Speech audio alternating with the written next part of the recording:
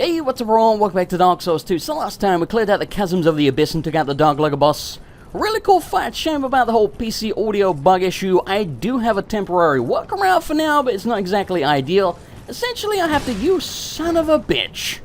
Essentially, I have to play the game in offline mode, so... yeah. Boom, son. God, that felt good. So yeah, hopefully they fix that before New Game Plus, because I actually want to do co-op in New Game Plus, and... can't do that if you're playing the game in offline mode. Anyway, so before we go kill Nashandra and finish up the game, there's a couple of things I want to show very quickly that I missed the first time around. For example, in this very area, I believe we're going the right way. Maybe? Yes, I remember this guy. There's a really cool covenant that I missed completely. Possibly the coolest one in the entire damn game, especially from a lore perspective. Behold! The Altar of Sunlights. I know, how damn cool is that? So here's the question. Is this the same Altar of Sunlight from the first game that you pray at to become a Sunbro? Personally, I would say it is, but it's intentionally left vague and up to your own interpretation. But this is just another thing that makes me think Lordran and Drang Lake are the same place, but, you know, Drang Lake's in the future, because there's the whole Lord Souls from the first game, the Lord Vessels in the basement and Majula smashed, there's the Altar of Sunlights, everyone keeps talking about kingdoms that rose and fell on this spot, blah blah blah. There's just too many damn things, you know. Too many damn things. I say Drang Lake is Lordran in the future, and I'm sticking with that. Anyway, so next up we are... yeah, that's right, I remember now. You may remember our good buddy Gavlan Deal, from the No Man's Wolf. Apparently, if you speak to him there, he then moves here. I completely missed him the first time. And if you speak to him here, then he permanently moves to the Doors of Pharos. I guess it's like his hometown or something? Because, you know, there's a bunch of dudes there that look like him. Which sounds really racist when you put it that way, but damn it, it just makes sense to me. Anyway, so I do believe he should be in this tunnel right ahead of us. Here's the thing, I remember seeing this tunnel, and I remember thinking we gotta go in there, but then I got distracted and I just completely forgot about it, so... that's why we just didn't go in here. I saw it and then I completely forgot. There you are, buddy. Drunk as usual. Don't mind if I steal your booty, do you? No, of course you don't. And we got a raw stone. Cool. Okay, what's up? Gavlan knew you. Yes, I believe the first time we met I got murdered horribly in front of you. Good times, man, good freaking times. So yeah, he seems to sell the same junk as last time and an extra giant's ring. Gavlan will, Gavlan deal. Exactly. Gavlan wants soul. What? With Gavlan? You go home. Yes, Gavlan, yes, I go home because frankly, you have nothing I want. Get out of my sights. And wait a minute. I don't think I've ever checked down here. There's a chest. Oh shit, please don't be a mimic. Okay, we're fine. I kind of wish that was a mimic, because that would be like the greatest place to put one. You can't see a damn thing. Anyway, so like I say, now that we've spoken to him here, he'll permanently move to the Doors of Pharos. We're not going to go there because there's no damn points. Anyway, next up, we're going to go back to Brightstone Cove Seldora, luckily not into the shitty section of it. I believe it's just outside of the boss fight area with the Prowling Magus. There should be an NPC there that's extremely important. And yes, we missed him entirely. It's what I do. Okay, I do believe it's this bonfire that we want to go to. Yes. Okay, so that's where we killed the Prowling Magus in there. We checked over on the left. Nothing there. Had I come to the right, there's a freaking ladder. God damn it, brain. God damn it. But yeah, essentially up here, if you look at him, you can probably tell what he does. He's this game's partner. Essentially, he's Oswald of Kareem, without, you know, wanting a hug, which makes him much worse in my opinion. I love Oswald. That guy's amazing. But yeah, some random booty around here, like the cleric shield thingy-majigger. We don't really have too much interest in that. However, he does sell some important miracles, I believe. Something seems to be bothering you. Yes, I can tell. It is written upon your face. You have doubts about something you did. No, not really. I am Cromwell. Regret, anguish, disillusion, bewilderment. What wonderful gifts they are. Together, they are the essence of life. Don't you agree? Sure, if you say so, buddy. But now, you're lost, bewildered by your own actions. You poor little thing. Yes, how tiny and frail are we. You are really pushing your luck. But if your heart is yet sincere, your sins will be forgiven. is the chance. Demonstrate your sincerity to me. I am not doing you any sexual favors. I know what you priests are like. I know exactly what you like. Anyway, so yeah, he sells the white priest robes, which I believe is what the healers were using during the Prowling Mages fights. Bunch of crappy rings that I don't really care about. I also already have the Cursed Bite ring, apparently. Oh wait, no I don't. Ignore me. Anyway, so yeah, he's also got Dark Trushes, and what's weird to me is despite having a bunch of miracles, he's also got a Hex. Now, I could be wrong, but I thought Hexes were considered wrong. You know, they're dark magic, they're forbidden, so you would think they are a sin, so you, frankly, sir, are a bit of a hypocrite. Anyway, so like I say, we're gonna do a Hex build when we do New Game Plus, so we want everything, basically. Give me all of the things. Anyone can be forgiven, as long as he is sincere. I'm always sincere. No matter how terrible the sin.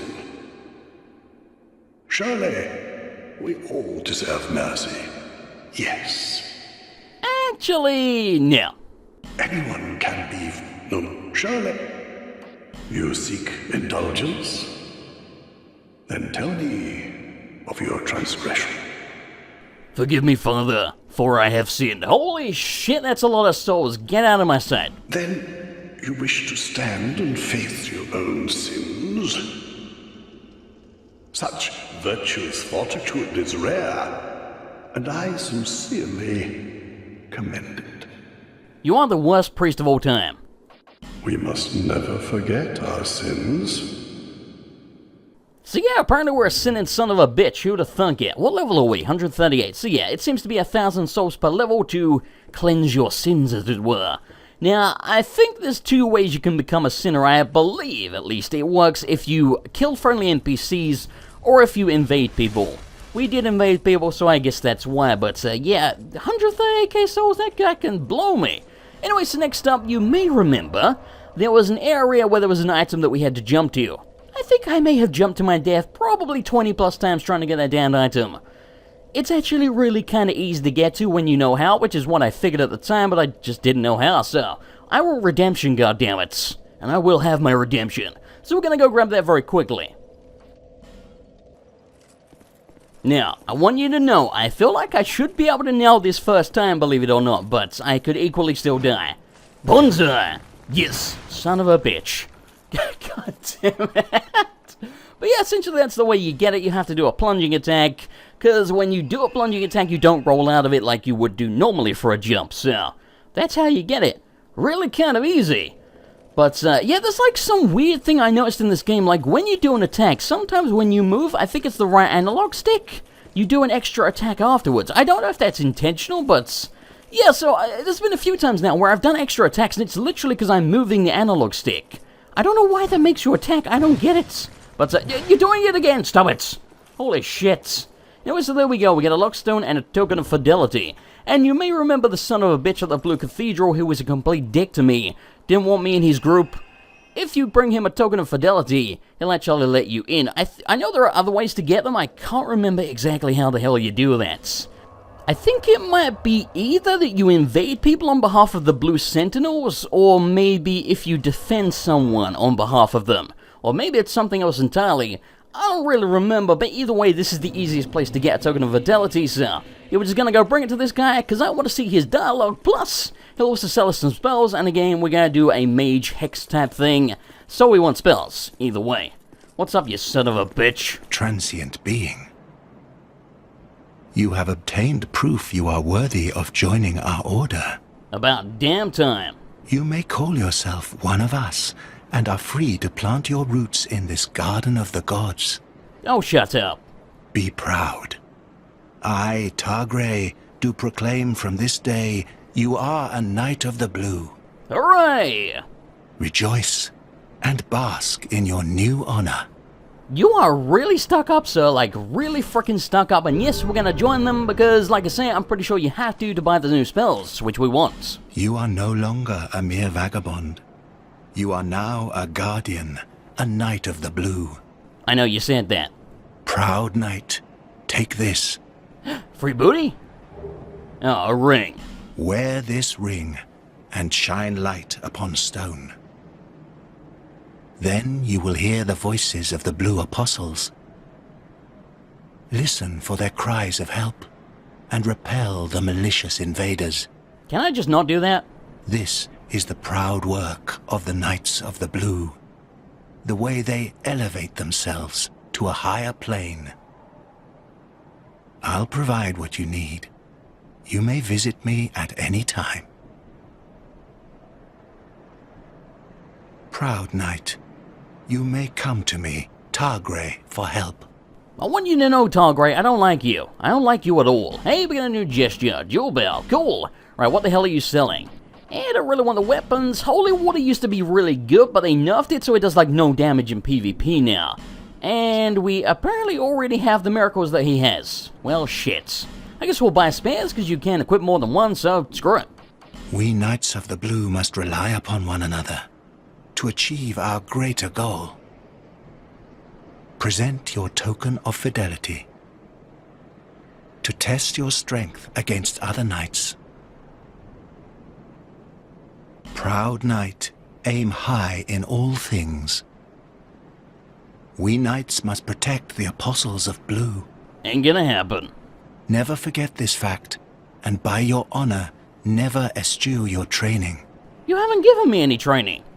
Pursue your work, Knight of the Blue. Oh, shut up and go back to Dynasty Warriors. Okay, so there's a couple more things I want to grab very quickly. For example, you may remember the forbidden key that we got from the giants under the Black Gulch. There's another door that can open.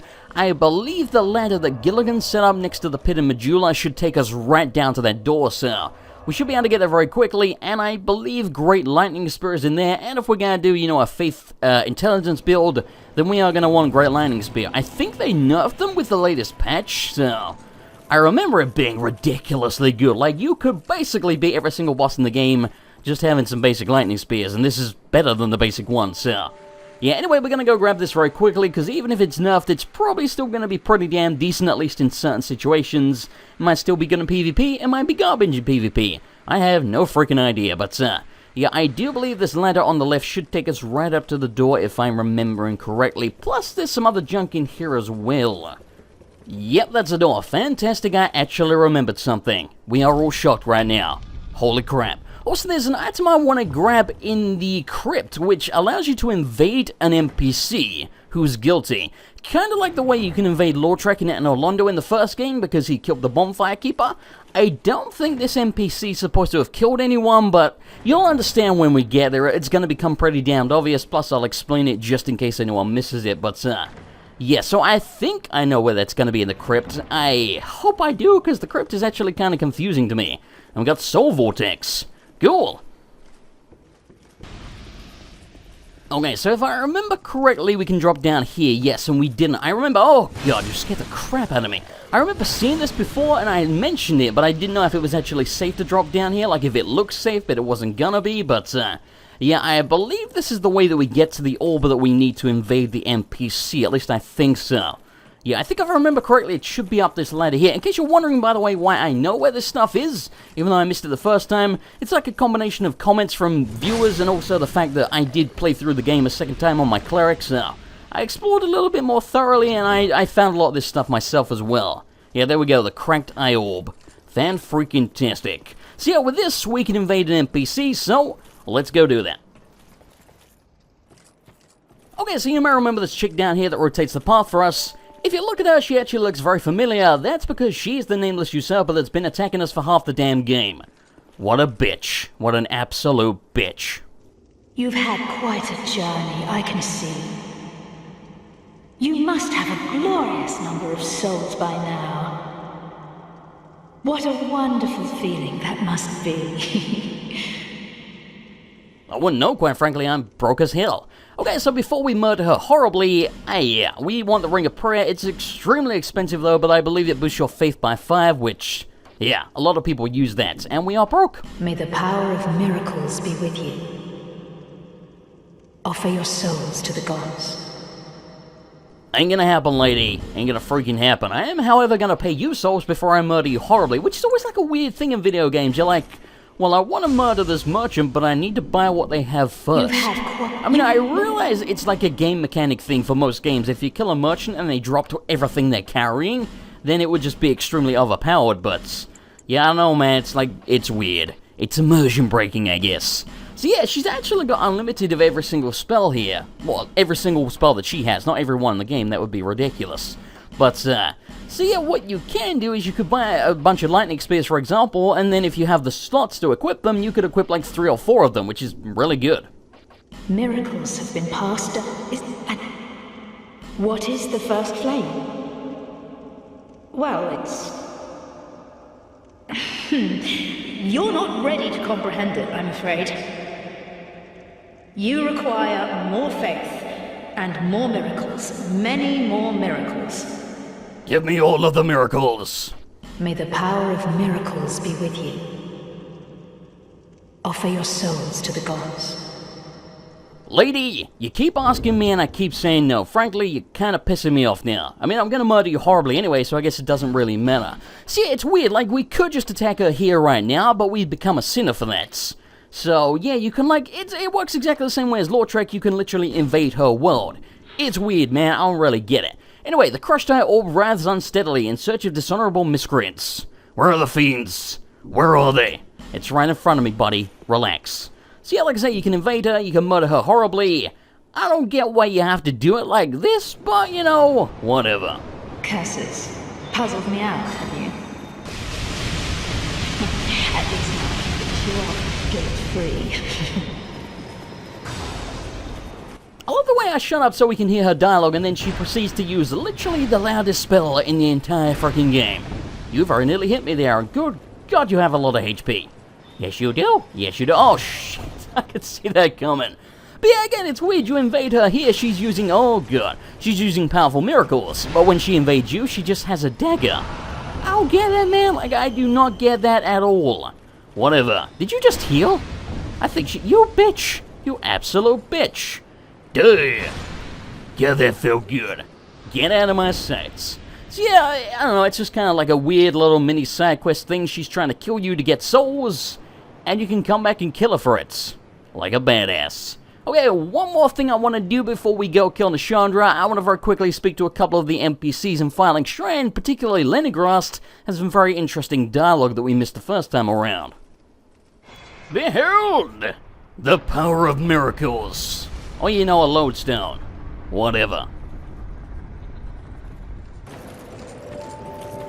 What up, Lenny? Long time no see. I knew you'd be around soon. My witless daughter finally came home. Just as oblivious as she's always been. Well, at least now I can keep an eye on her. And yes, he means the stone trader. Stones? Try asking my daughter. You might be surprised. I'd be surprised if she actually had some. Now, don't go near that scum near the pit.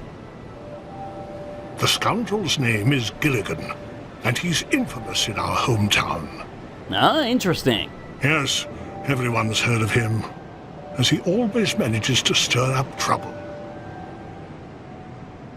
Gilligan can certainly be helpful at times, but he's a real conniver when it comes to money. Huh. There are even people out for his life. And you can bet he brought it on himself. Drat. You're worse than my reckless daughter. Okay, so it looks like he's out of dialogue. I didn't actually know about the thing with Gilligan, that's interesting. So Gilligan and Lenny come from the same place originally. But yeah, so if you look at Lenny, he's kind of going green, which means he's hollowing, so his daughter doesn't recognize him. Now, initially I was like, wow, damn. She must be a complete moron to not recognize her own father just because he's a bit green. He still recognizes her, which is weird to me. Some people have, you know, hypothesized that maybe it's because she's hollowing as well and she's losing her memory and her mind. It's a possibility, I guess, but, I mean, he's hollowing, he remembers her, so I think, frankly, she's just a moron. But, you know, whatever. Anyway, we're also gonna go murder Navlan Wheel, Navlan Kill, because Navlan, frankly, I'm fed up with the guy killing me. We are gonna kill all the NPCs before we go to New Game Plus, because we may as well, but first, I want to kill Nashandra. I'll do the rest of that shit probably off screen or something, in like, you know, preparation for New Game Plus. I guess we'll see. Wait a minute, he's down there, isn't he? I think so. But see, I assume if you kill him here, he probably doesn't come back again. Not that it really matters at this point, because this is like the last thing we want to do before Nashandra, but I just want revenge. By the very gods, what have you done? You've really done it. You'll never escape him. No, don't worry about me. I'm pretty sure I've killed you more than you've killed me, albeit just barely. And yeah, we are gonna buy everything that he has, because again, we're gonna murder him horribly, so we may as well. I think some of this is, the Black Witch's hat actually gives additional achievement slots, so it's handy if you're gonna be a sorcerer. I don't really like how the hat looks on a dude, but, you know, whatever. Anyway, it looks like I gotta pop a shit ton of souls, so give me a moment here. Okay, I bought everything he had and a bunch of the ascetics. Now prepare to die, scumbag. Please, stop that. What are you doing? You are most intriguing.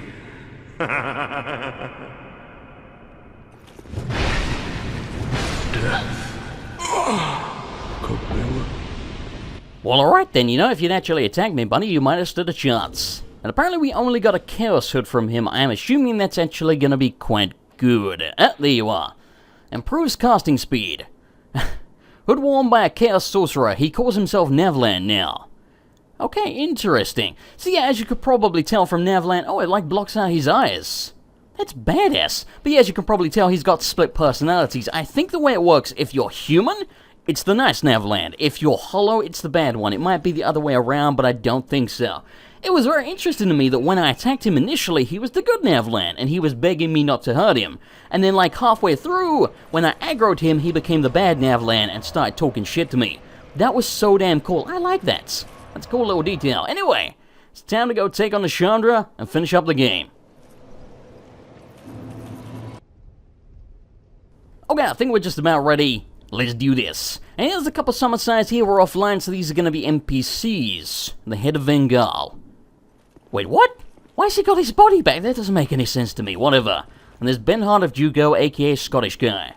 Good old Scottish guy. Now, I am forewarning you. Apparently, this final boss fight is going to be extremely easy. Having said that, I'm the guy that died to Ornstein 11 times. I was in the Covenant of Champions, but still. So, I may find it extremely hard, but a lot of people complain to me about how damn easy this fight is, so just prepare yourself for possible disappointment if that actually is the case. I mean, she kicked my ass the first time, so who freaking knows how it's gonna go. Now, the only thing I know about this fight was I was told not to take off the Ring of Binding, because, oh shit! Yeah, as you can see, she curses you. Apparently just, oh, wait a minute, okay, go. Okay. Yeah, I was still, oh shit. Okay. We're doing okay so far, but we need to get some distance off the heel, otherwise she's gonna keep doing that. What the hell are you doing? Okay, she's doing a laser. We're fine. I think it's the orbs that actually curse you. I thought initially maybe it was because I was next to her, but yeah, it's not happening now. So, yeah, it seems to be the orbs, and they have humongous range. So yeah, that's why you want the Ring of Binding, because, oh god. That was an AoE. I just got out of range of that. Holy crap. And yeah, she's half dead, so we're doing pretty damn good so far. I don't know if she's gonna mix up her attacks or something. Oh shit. Run. Gil. Don't laser me. Okay, you didn't. Thank you. But yeah, it looks like we're probably gonna kill her unless she pulls something out of the bag at the last second here. Because like 2 more shots and you are mine. Shit. Ah, Dipsy Doodle. Right, chug on that Sunny D and then get round behind her just to make sure we don't mess it up right near the end. Okay. And boom, son. And Nashandra has been defeated. First time. Well, actually, it was second time. She did kill me the first time, but I didn't want to kill her, so that's my excuse. Anyway, it's turned human just so we're human in the cutscene. There we go. So yeah, well, I'll admit it was a disappointing boss fight. But you know, I liked the game. So that was a thing. But yeah, that was admittedly too damned easy.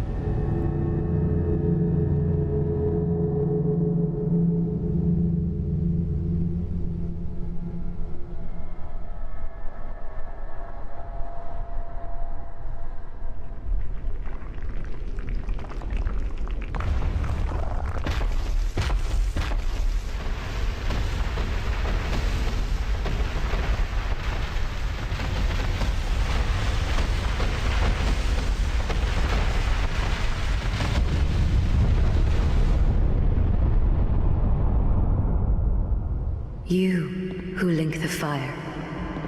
You who bear the curse. Once the fire is linked, souls will flourish anew, and all of this will play out again. It is your choice to embrace or renounce this.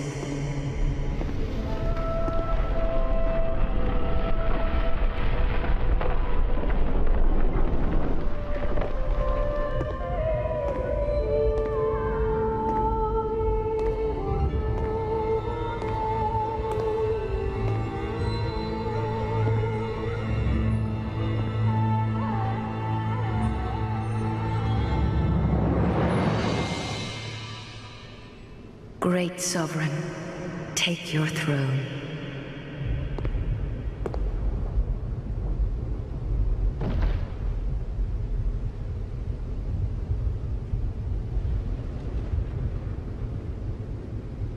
What lies ahead, only you can see.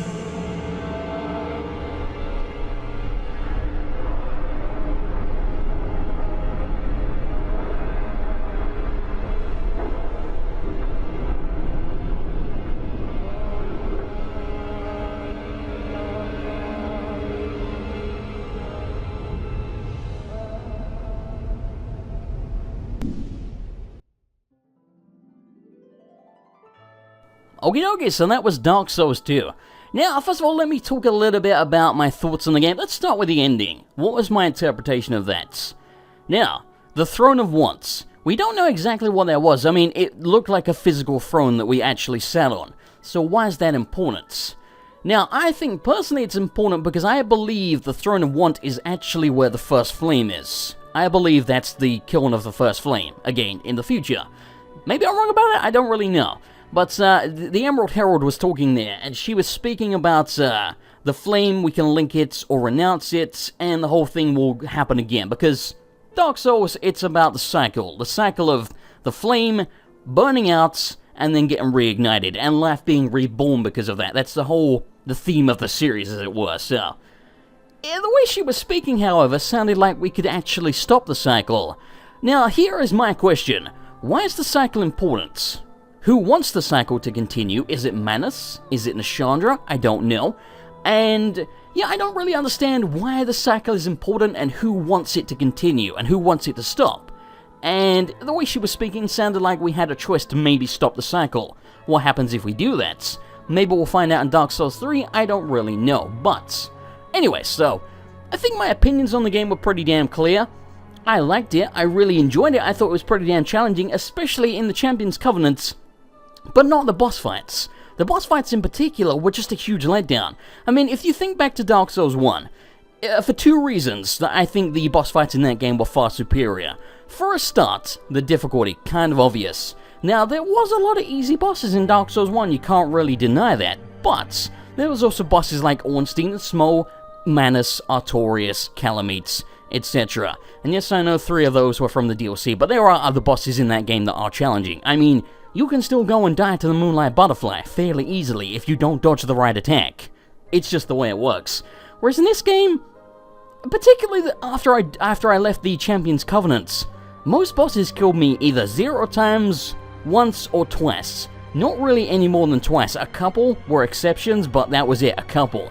And even those were bosses like Vendrick, where until you figure out how to beat Vendrick, aka standing under his nutsack using the teabag tactic, he's kinda difficult. But when you realize to just stay behind him the whole damn time, he becomes completely trivial, so yeah, I don't know, man, the boss is just too damn easy in this game in my opinion, and the Lost Sinner was apparently very tough, and they nerfed the hell out of her, like really badly.